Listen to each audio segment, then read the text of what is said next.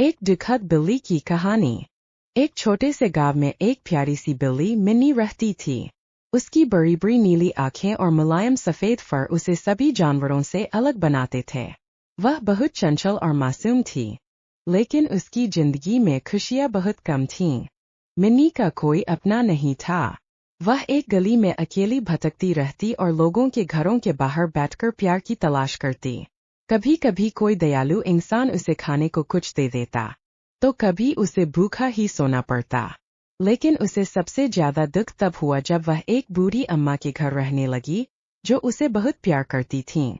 अम्मा उसे रोज दूध देतीं, उसे गोद में सुलातीं और मिन्नी को पहली बार ऐसा महसूस हुआ कि उसे एक परिवार मिल गया है। लेकिन नियति को कुछ और ही मंजूर था।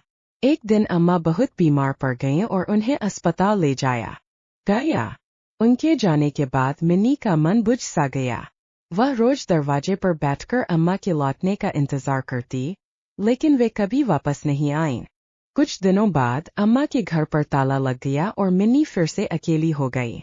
वह उसी घर के दरवाजे के पास बैठी रही, मानो इंतजार कर रही हो कि अम्मा उसे बुलाएंगी। लेकिन ठंड, भूख और अकेलेपन ने धीरे धीरे उसकी ताकत छीन ली। एक दिन वह थककर वहीं सो गई और फिर कभी नहीं उठी। गांव के लोग जब उसे निष्प्राण पड़े देखे, तो सबकी आंखें नम हो गईं।